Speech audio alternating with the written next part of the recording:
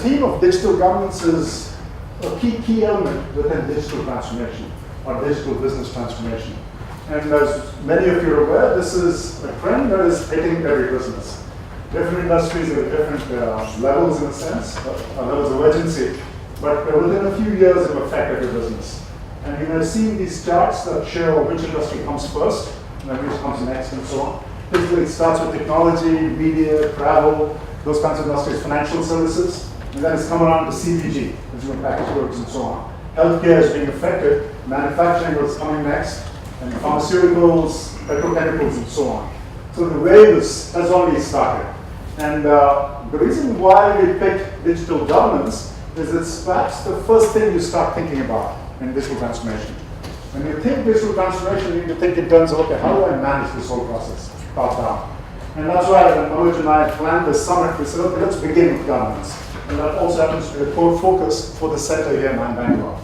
And let's just my own background. And so I spent about 30 years in the US, finished my PhD there as a professor at business schools, and was left academia and did startups in the US, consulted with companies, and came back and started this academy in 2015, focused on digital transformation for the time being, and then on to other topics and so on. But digital transformation clearly is the big theme, both in India and abroad.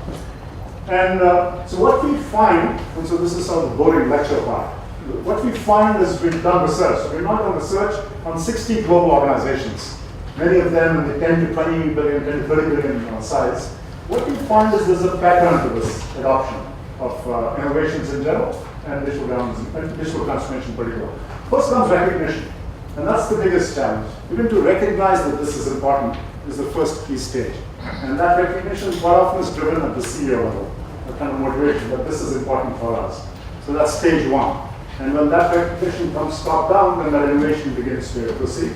Second stage is once there's this realization that this is important for my company, my industry, then comes evaluation. You start doing pilots, you start evaluating different programs, and then you start seeing the business value from it. The third stage is then you start adopting, and when it comes to adoption, these business units, business groups really matter. And then it gets scaled within the company, and that's the fourth stage, the final stage, where it becomes enterprise-wide in terms of processes. So what we see about digital transformation is really at the first stage now. Perhaps evaluation when it comes to digital transformation, but when it comes to digital governance, it's still at the recognition stage.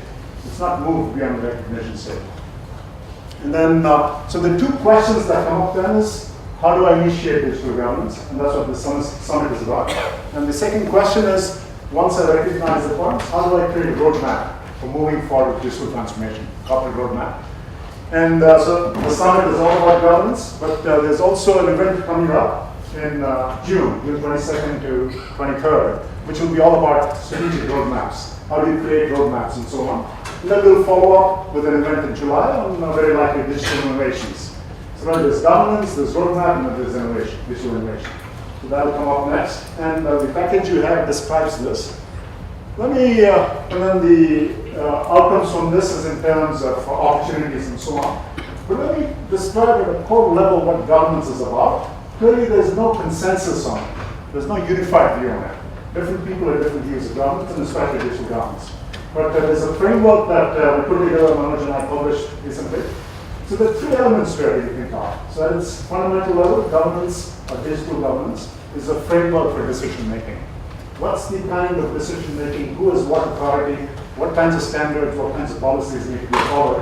That's what governance is about. In the case of digital, it's these kinds of decision-making structures related to authority, policy, standards, and they apply to digital presence. The term used is digital presence. What's the digital presence of the company?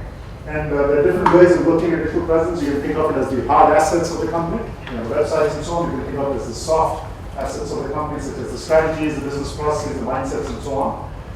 But that's at a core level what digital governance is about. A framework for making decisions about the digital presence of the company. And that could be applied to different critical areas, such as customer relationships and so on. So that's digital governance, but we'll dig more deeply into it with the panelists. And as I mentioned, the other side of digital governance, so digital governance is just about structure. It is not about content. Digital roadmaps are all about content. The strategies, the opportunities, what you do, the things that you do.